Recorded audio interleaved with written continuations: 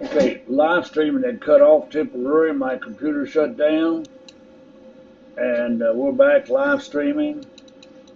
And this is the one I'll post then on Moodle. Be careful and not post the wrong one.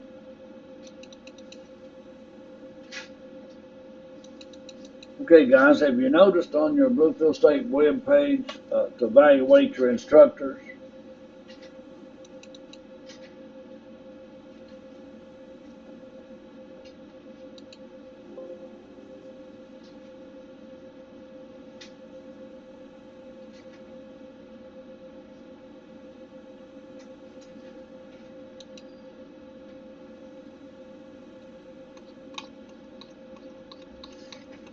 Okay, I need you to go in and do an evaluation on all your instructors.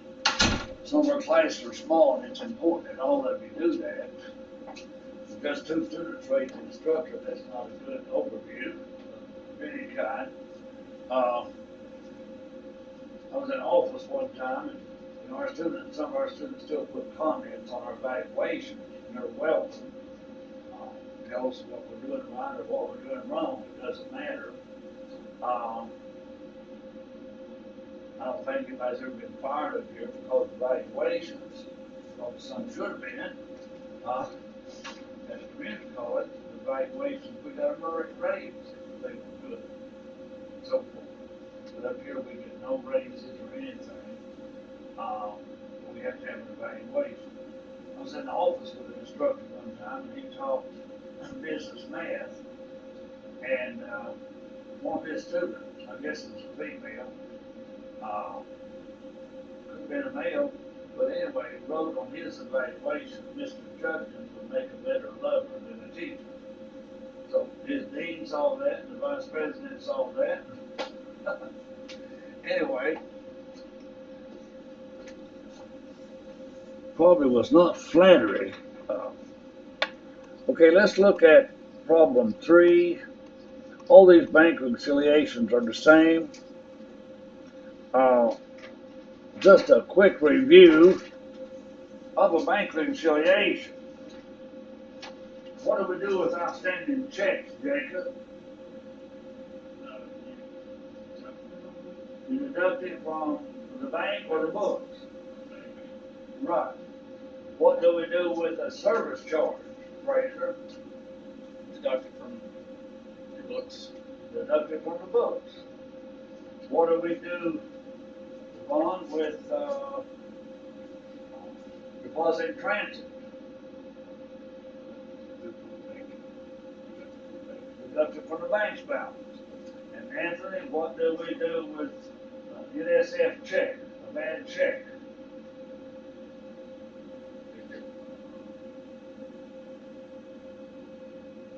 Take it from, it's a minus to which one?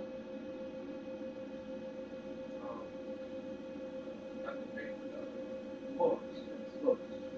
All right? Books balance, company balance, however they want to say it. And if the bank collected a note for a business, anybody, what would you do with that? The bank collects a note, they put it in your account, so you're going to add it to the book balance, aren't you? If the bank gives you interest, you're going to add it to the book balance. Now, an error can go in any direction. Be careful with an error. Decide whether it's already been deducted or should be added back or what have you.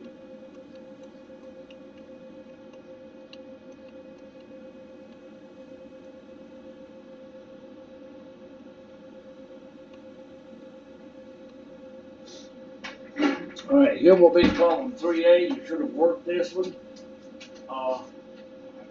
Let's see, Carl Cooper's got a couple of minutes. He may show up.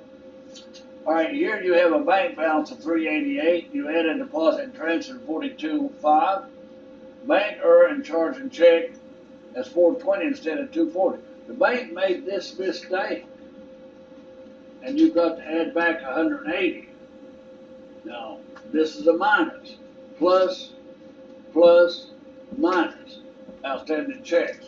Now, the books balance, you add the note and the interest collected by the bank. And of course, you subtract service charge, and here's a big error. Now, you're going to deduct that from the book balance. That would cause you to be overdrawn, wouldn't it?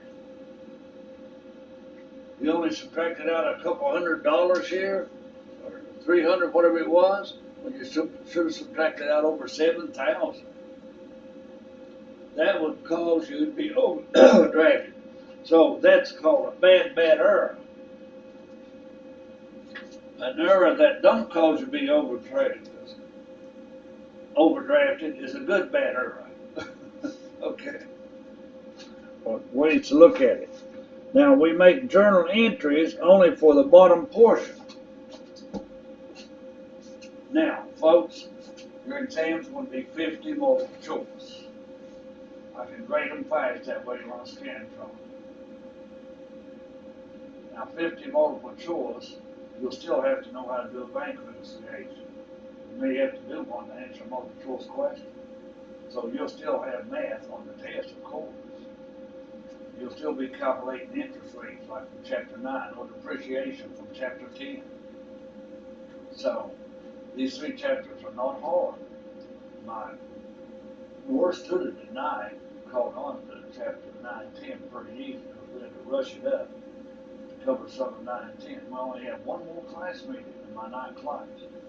And when we come back in December, where we have 1 week, that's 2 days. 2 days. That's why I want you to be finished with chapter 9.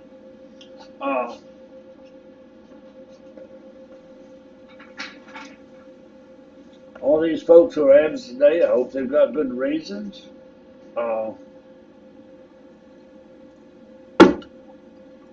Anthony, you haven't missed a day this year, have you?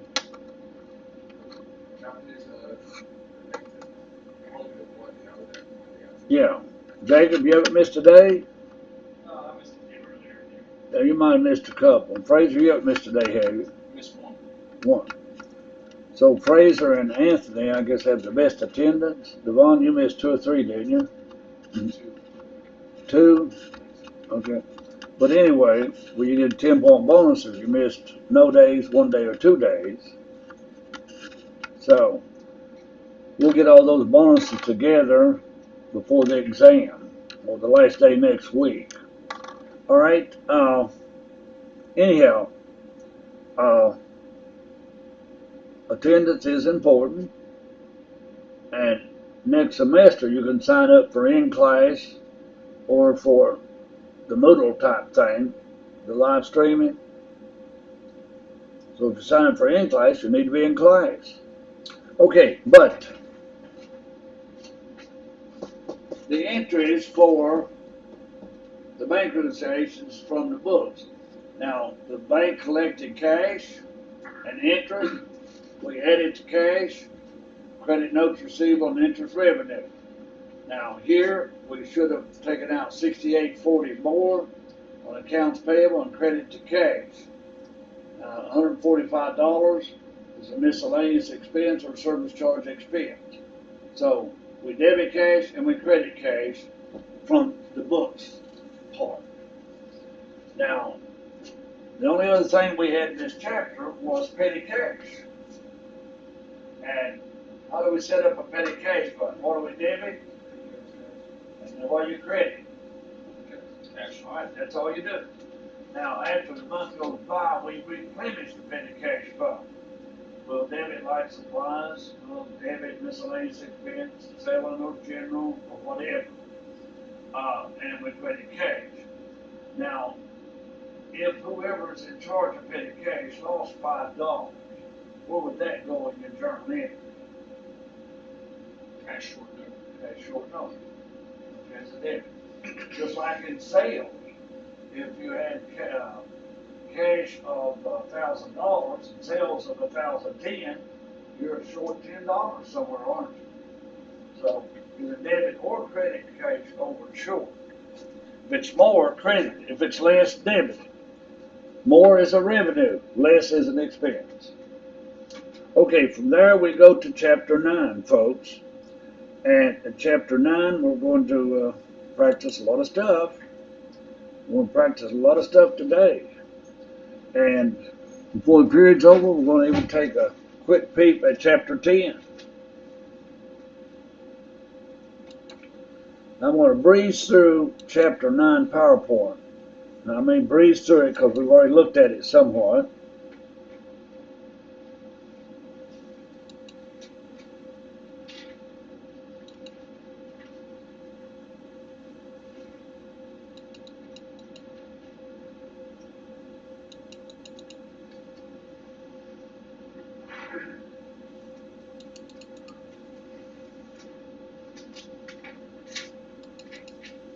Now, chapter 9, we practiced principal rate and time the other day on notes. We have not practiced bad debts that much. But to rush through this PowerPoint, once again,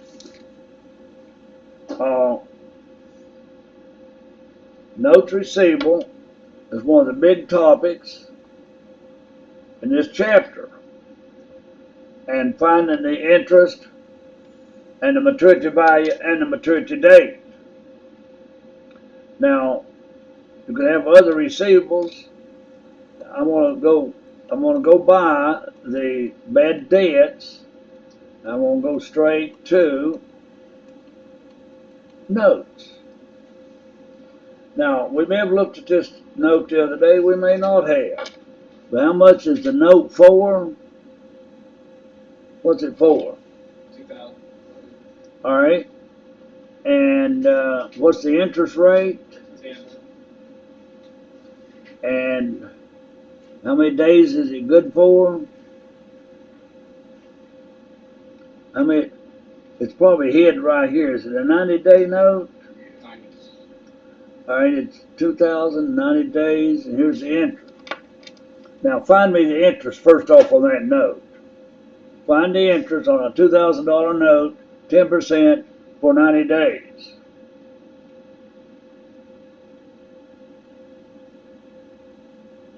Take a calculator or do it manually, whichever.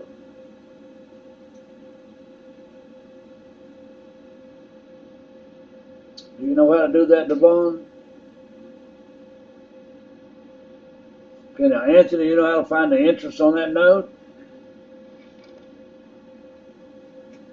All right, take your principal, times your rate, times your time, that's equal to interest. All right, now your time, use 360 days.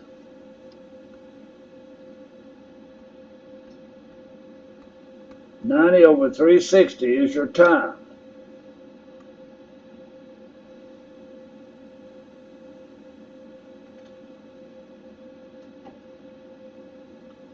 Have you got $50 yet? Yep. No trouble getting $50? 10% of 2,000 is 200. 90 over 360 reduces down to 1/4. 4 into 200 is $50. So just don't make math too hard.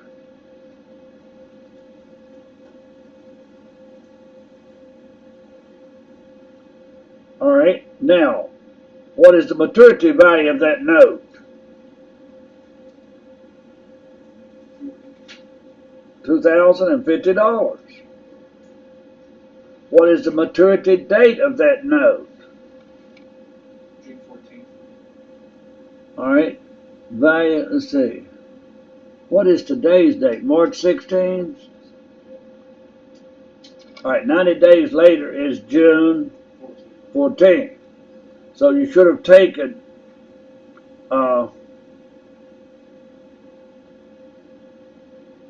look around, guys. What do all 5 of us have in common?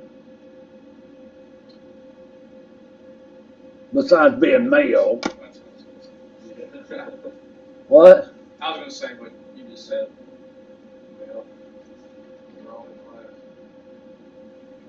Well, we all here, Anthony. Everybody's trying to grow a beard. Oh, yeah. Anthony's just trying. He's got a little bit down on his chin. All right. So anyway, those who are not trying to grow a beard are taking off today. Okay, that's my only observation.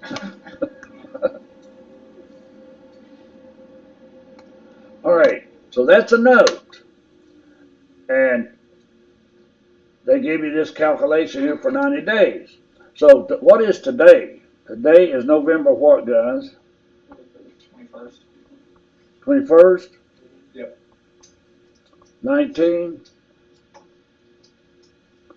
All right. It's hard to believe it's 2019. It's going to be 2020 soon, isn't it? Okay. Anyhow, we're going to date a note today. We're going to call it a 90-day note. And we're going to have this note just at, I guess, 50,000. And we're going to have an 8% interest rate. Now, I want you to calculate, take the face of the note. The face is 50,000. I want you to add the interest and find the maturity value. And then I also want you to find maturity date. So find me those three things. 4, find me the interest, maturity value, and the maturity date. 3 things.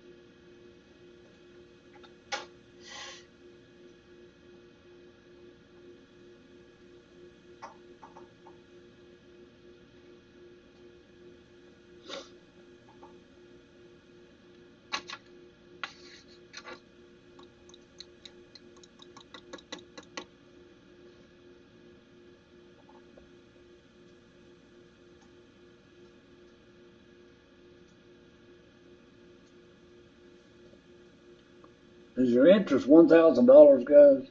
Yes. I just took 8 times 5 is 4, and it must be 4,000. 90 over 360 is 144, and 4,000 is 1,000. Now, that's the way I do things, but you use your calculator. So maturity value is what? 51. Okay. Now, the only other thing is to find the maturity date of that note, and you'll be asked this on the test. And maturity value of that note, maturity date, how many days are left in November, 9. December, 31. January? 31. So if that makes 73. that makes 71, don't it? 71. How many days do I need? How many days do I need in February? 19. February 19th is maturity date. Okay, now we're going to be able to do that, right? Now, we've got a book. I see Devon has a book. I see Anthony has a book. And Jacob has a book. So let's go to the end of the chapter. I want you to do something for me real quick. I think it's problem 3.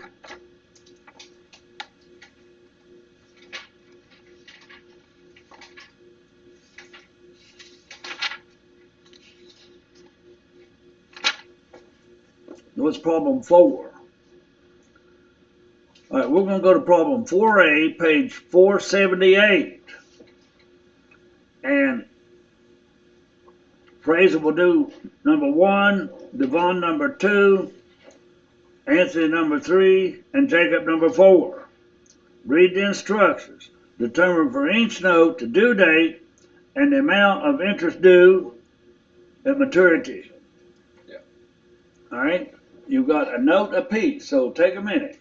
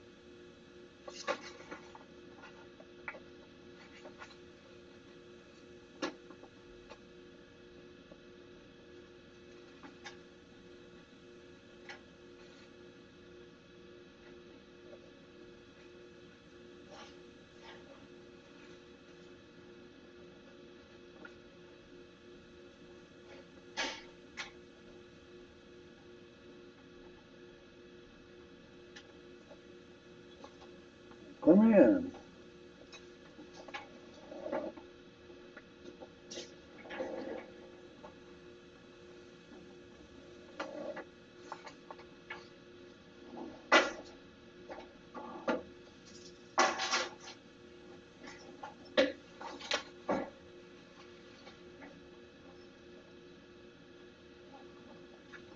Tabitha, we have missed you. Mama's been in the hospital. She okay?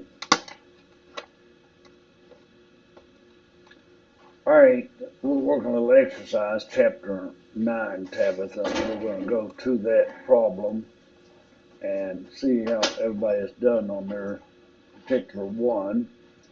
And Tabitha, I made a statement that you should have chapter 8 and 9 on Cengage finished after the Thanksgiving break. I hate for you to do homework during the Thanksgiving days, but you need to. You've got 9 days off, and that's not counting if you have Fridays off. That gives you 10 days. If you have Mondays off, that gives you 11 days. And I'm just pleading with you to get a lot of your accounting work caught up to date on Cengage, homework, chapters, what have you. Okay, who had number 1? Devon? I had one. What have you got on it, Fraser? Well, for the first one, I've got due date April 20th, total 4,500.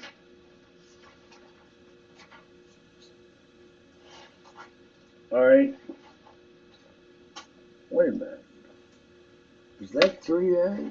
It's 4A. 4A, I'm sorry. Yeah, 3A looked awful strange.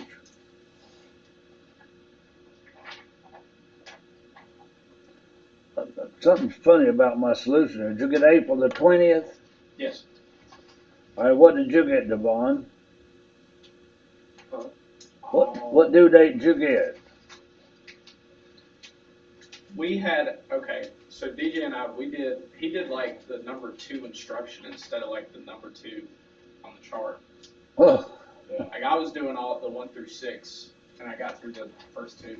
I just want you to do number 1, Fraser. And Devon, what's your answer for number 2 then, since you did it for Devon? Due date's June 22nd.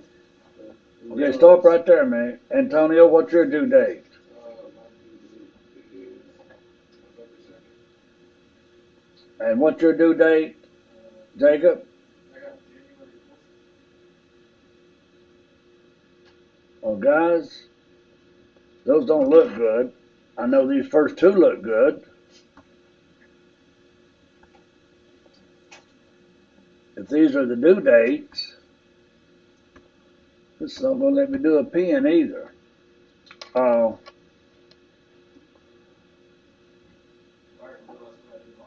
And what interest did you get over there?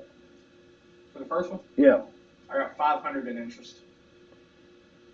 Well, see my answers here, evidently,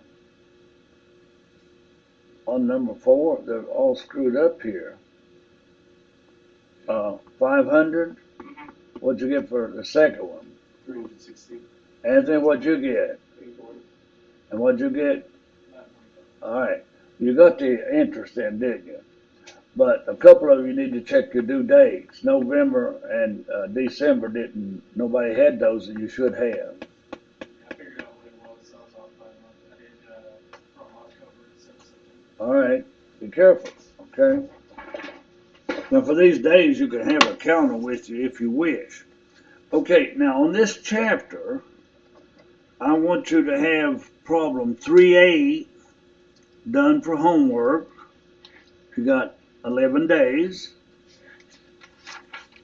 And I also want you to do 1A on bad debts. 1A on bad debts and 3A on notes. So already you've got to bring Cengage up to date. We finished chapter 8. You should have read chapter 9. And you got 2 problems now on chapter 9. And you should read chapter 10. Now, What was that? Problem again? 1A and what else?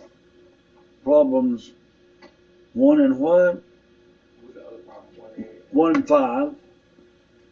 1 and 5.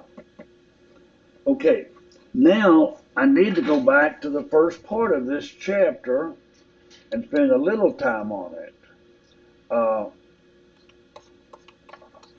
this chapter has 2 or 3 parts, and the 2 most important parts are bad debts and notes.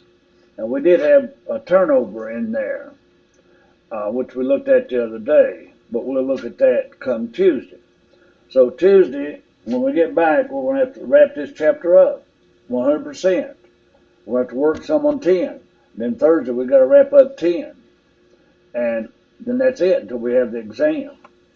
Now, the exam schedule, has anybody looked at that yet? Is it out?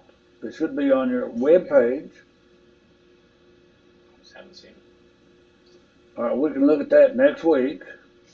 Now, like I say, next week, Thursday, we'll add any points. You get 5 points for pre-registering. You get up to 10 points for attendance if you miss no days, 1 day, or 2 days. Tabitha, you went over the 2 days. All right. I guess Anthony and Fraser has the best attendance in here, and so on. And there's still 14 on the roster in this class. That means 5 are here and 9's there. I hope they're enjoying being there wherever there is. Okay, but they're not here.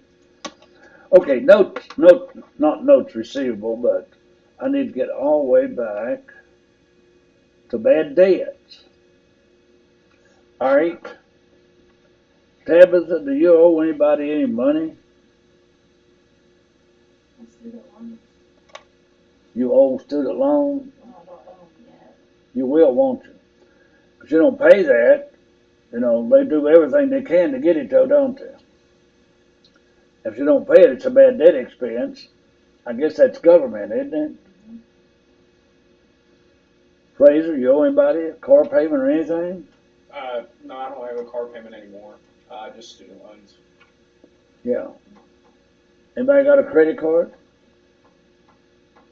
If you don't pay that credit card, it turns into a bad debt expense for the credit card company. Now, how does Amazon and eBay predict not have as many bad debts? What do they do to collect their money for their sales? Amazon and eBay. It goes straight to your bank account. Do what? It goes straight to your bank account and starts. From a debit card, right? All right. Now, who ordered the ebook? None of y'all have an ebook, right? Right? Huh? Have you got a hard copy and an ebook? This one, no, it's just in one of my other classes. What? Like I have an ebook in one of my other classes. All right. Where'd you order it from? Check. How'd you pay for it? Debit card. Now, when they run that debit card, that's quick, isn't it? Things like that didn't used to clear so fast. You can give them a credit card, but if you give them a credit card, you might not pay your credit card.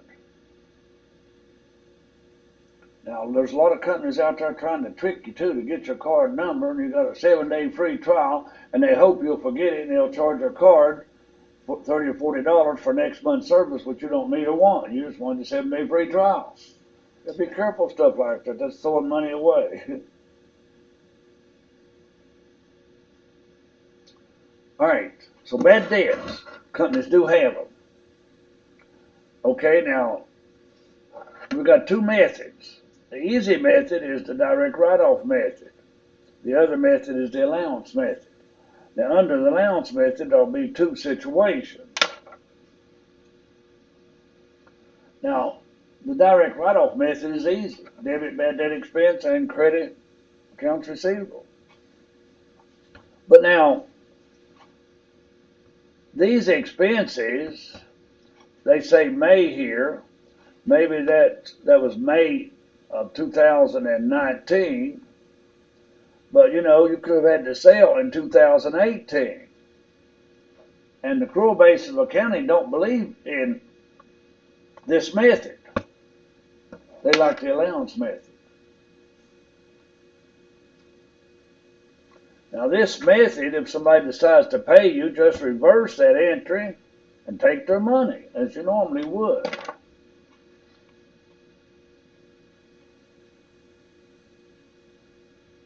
Now the allowance method,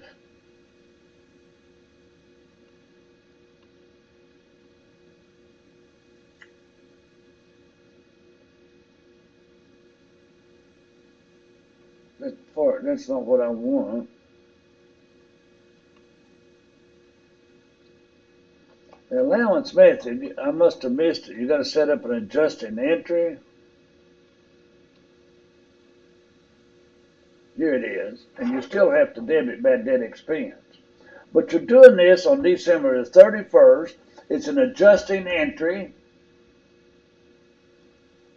And you're doing it for 2018. You're matching your bad debt expense for 2018 against your sales or revenue for 2018. So we figure 30,000 is going to be bad. Now they may take a percent of sales, and that's when I asked you what 0.5% was as a decimal. What is 0.5% as a decimal? 0.005. All right, decimal 0.005. So what is 1/4%? Anybody as a decimal? 0.0025. All right. That's just a little elementary math, folks, that you forgot along the way. Now on the balance sheet, you will have accounts receivable, and then you will have a minus for allowance for doubtful accounts, and that gives you your net realized value from accounts receivable. On your balance sheet, you'll have accounts receivable 200,000 minus allowance for bad debts leaves you 170. So allowance for doubtful accounts or bad debts is a contra account like accumulated depreciation. Now, when we write a customer off, we don't debit bad debt expense, we debit the allowance, don't we?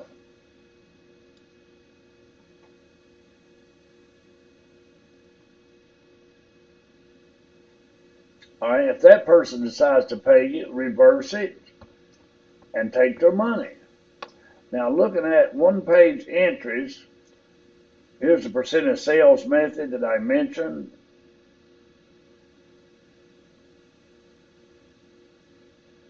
And here is your adjusted entry. Use the percent of sales.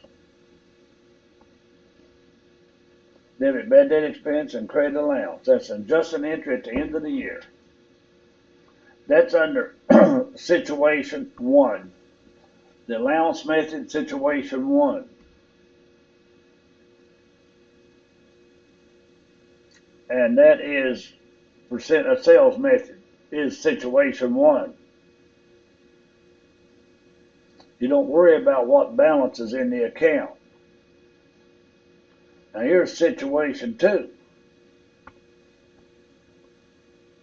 And it's analysis of accounts receivable method. We look at our accounts receivable. This is called the aging, accounts receivable method or aging method. All right. What percent do we expect to collect if the debt is bad for over a year? What percent do we expect to collect? 20. Just 20. But if the debt is just over 31 days past due, what percent do we expect to collect? 90. So we're probably allowing 2% for everybody. We'll collect 98% of current sales. That's called the aging method. The only thing about the aging method, you do have to worry about what's in your ledger account. Now, for example, we may have had a credit balance of $32.50. A credit balance is a good balance, and we'll subtract that from our estimated, and our journal entry will be $23,240. that will bring your allowance account up to 26,490. All right, so we debit bad debt expense and credit allowance. So that's situation 2. I need for you to really study that. And we'll look more at that. Now, please look at this one page on journal entries. It's in your book. Direct write-off method versus the allowance method. Now, even though you have a 50 multiple choice question, you know some of those are going to be journal entries.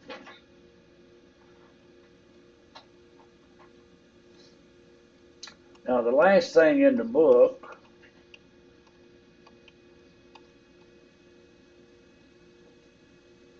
was this accounts receivable turnover. Would you like for your accounts receivable to turn over 12 times a year or 6 times a year? 12. Why is 12 better? You're pulling more money in. What? You're pulling money in more often. Every 30 days instead of 60. So bigger is better on some of these ratios. We'll have a whole chapter next semester.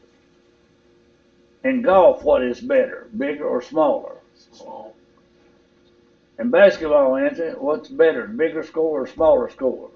Well, so some things, bigger is better or smaller is better, okay? So here, your accounts receivable turnover is 7.94. I told you to divide that into 365, and you can bypass this long format right here. You'd have to divide 365 into your sales to get average daily sales, then your average accounts receivable.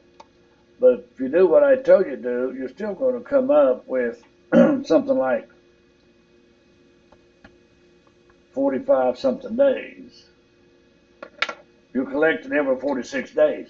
That'd be good if your credit terms were 210 net 60. But if your terms are 210 net 30, your customers are paying 16 days late, aren't they?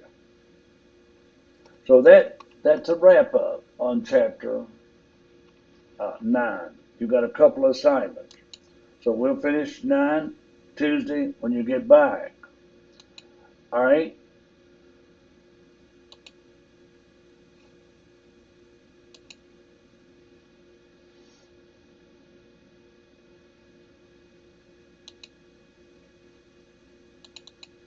We're going to go to chapter 2 for a few minutes. And we're going to practice some. I'm not even going to PowerPoint, and I'm not going to the book. On this one, I'll just go to notebook. Oh, these are okay.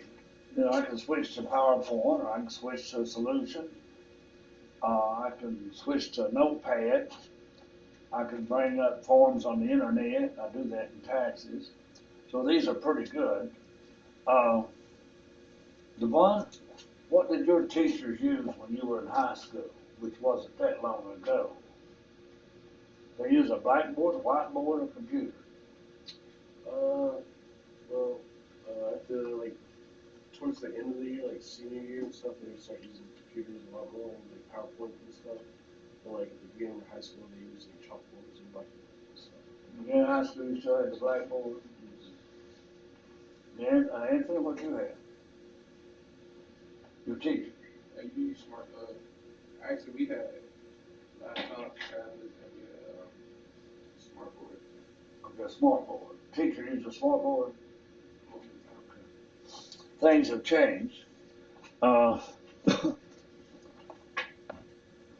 Anyway, as high school changed, guys, I taught in high school. I taught in elementary, 6th grade, 2 or 3 years,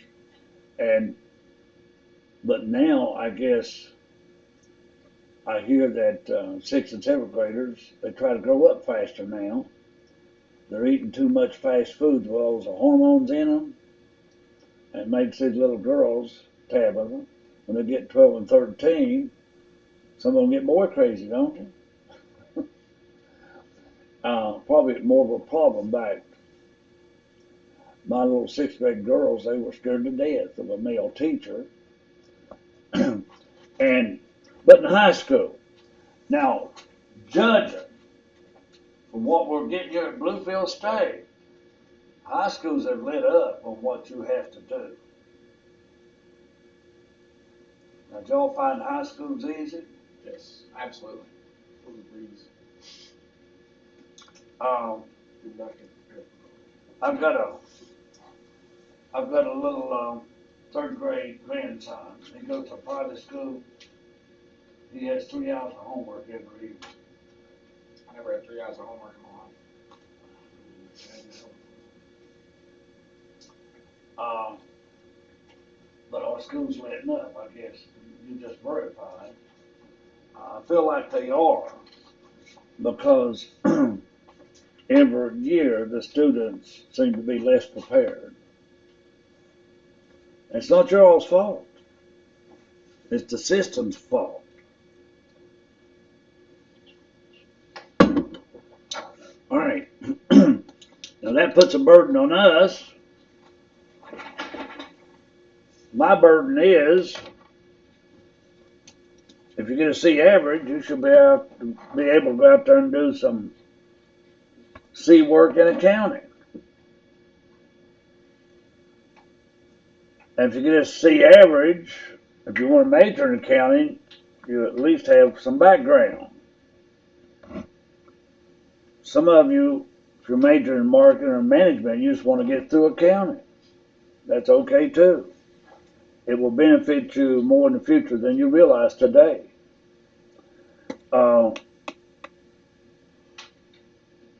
But I guess the bind we all get in, if you all do less in high school and you're less prepared for college, then we have to do less. And I don't like having to do less. But this year I think I have. We've done less. Okay? Not that much, but some. Okay, we're going to study depreciation, chapter 10. Please read it. Now, depreciation, we're going to learn some methods today. And then we're going to practice these methods. The first one is straight line. A little formula for that would be is the cost minus scrap over the life in years. Now that's easy enough. C is cost and S is scrap. Now what are some synonyms for scrap? What? Junk value, trade-in value, residual value. I guess those are synonyms, aren't they? I was never too great in English, so I'm guessing they are. All right. So if I give you the cost of a piece of equipment being $20,000, and you're going to depreciate that for 5 years, and the scrap value is $2,000, scrap or residual or trade-in. That's like saying, hey, you got a truck. It's worth $20,000. After I use it 5 years, I'm going to be lucky to get 2 out of it because I'm going to put a lot of miles on it. Now, what is my scrap? What is my depreciation per year?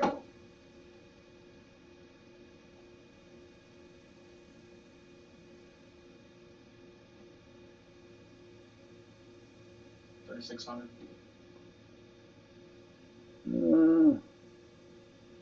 Yeah. Everybody else get 3,600? All right. Now, the journal entry I would make is to debit depreciation expense and credit accumulated. Now, what will my accumulated depreciation be after 2 years?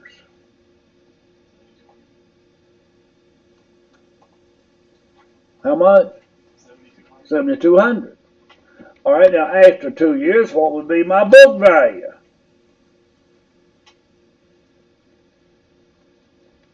Book value is cost minus accumulated depreciation. 12.8. All right, cost was 20.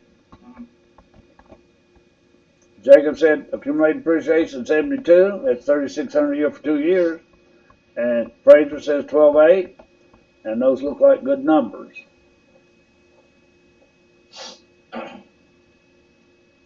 Cost minus accumulated depreciation gives us book value. I'm abbreviating accumulated depreciation, AD. It does not mean after death. All right, there's one method. Now that's the same every year, 3,600. Part year, we'll deal with that later.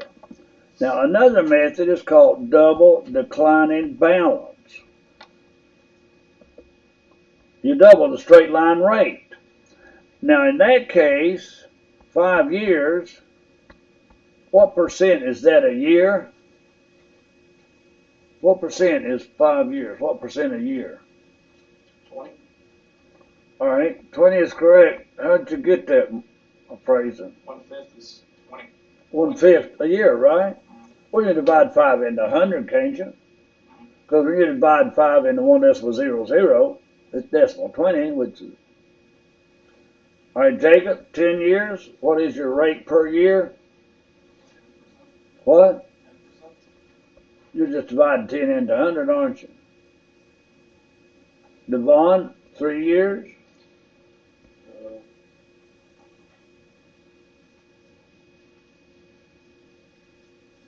1/3 a year. 33. 33 1/3 repeating. Yeah. Anthony, 4 years.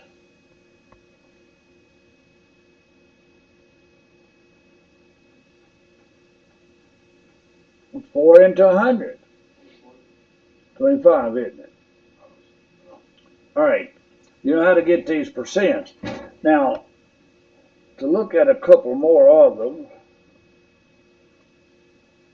what would 20 years be? How much a year? What? You see, these numbers are reversed. 5 years is 20% a year, or 20 years is 5% a year. Somewhere in math, you can find a reverse for every number. Okay, so 5 years, the rate is 20%. But this is double declining balance, so what is double 20%? 40%. Now keep that in mind. What was the cost of our equipment? So you better maybe copy this down. The cost of our equipment was 20. We take out no scrap or residual. We multiply that by 40%. And our first year depreciation is how much?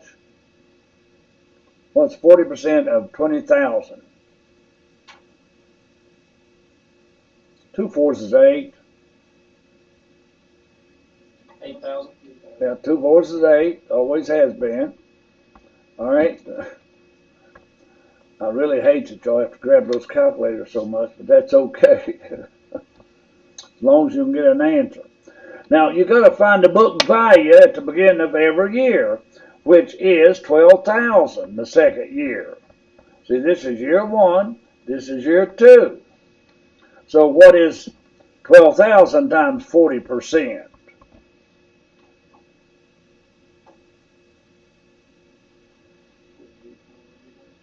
What's 4 times 12? 48. 48. Now, year 3, we start out with how much book value?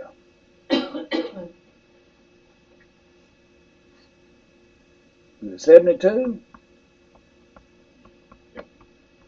All right, now do you see how declining balance works? Now let's see how well you remember it. We've got another method to look at before we get out of here today. Now, double declining balance. Let's say something has a 10-year life, and it cost $50,000 with a, that's cost, with a salvage value of just $2,000. Now find me year 1 and year 2 double declining balance depreciation.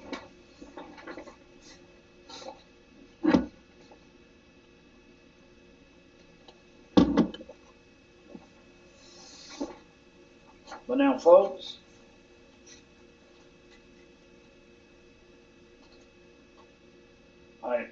you know at the beginning of class, all of you are doing pretty good, C's and B's. We may have a small class next semester, because I expect some of those who are absent today is to flunk this exam so bad, they've never flunked one that bad before.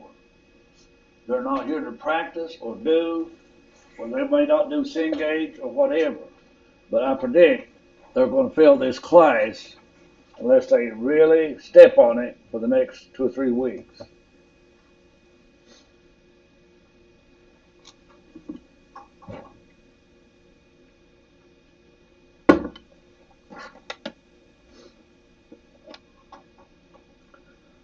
All right, now first off, what is your rate?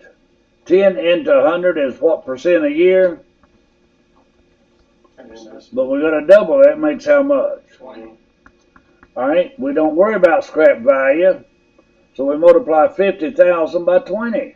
So what is your first year answer? 10,000. All right, and that leaves 40 for the second year. So what is your second year answer?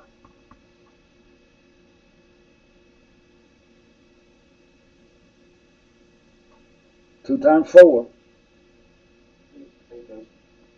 All right, now that's declining balance depreciation. So let me give you a third method.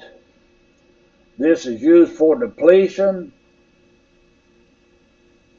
All these methods are still used somewhat for taxes, but taxes comes up with their own rates.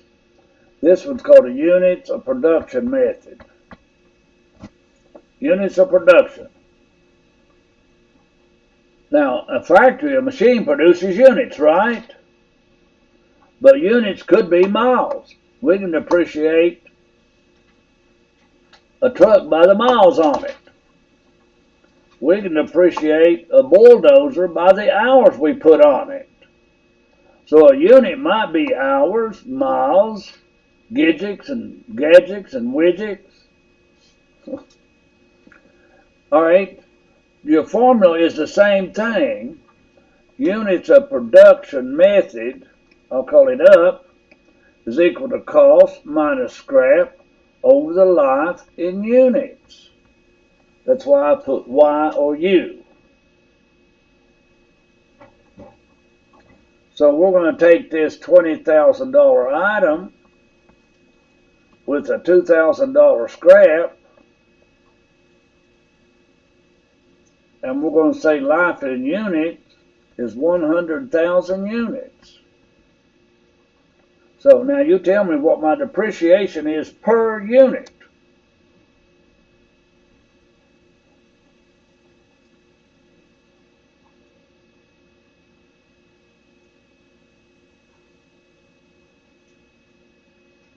What do you think, guys? How much? 0.18? All right, that would be 18,000 divided by 100. You divide units into dollars, so that is 18 cents, right? So I'd have to give you in year one how many units. So if year one we produce 10,000 units, you'd multiply that by 18 cents and get 1,800, wouldn't you? All right, you're going to have fun with this chapter. Just dig into it and read it. And what little I went over today will help you. So I am pleading with you to work all you can during the holidays. You don't have to work on Thanksgiving Day, visit and eat, but you got a lot of other days that you can work on accounting instead of playing Xbox, Anthony. You have any ball games? Me, yeah, we do, but I get to go home. You have ball games, but you get to go home? You're not playing? No, I play next semester. Oh, okay. With eligibility or what? Yeah, eligibility. Okay. Well, good luck. Make it next semester. Okay, guys, let's see.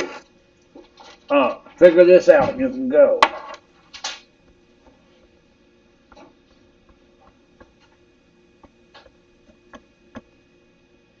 Figure it out, and you can leave. HAHASTG. What? No. Have a happy and safe Thanksgiving. See you.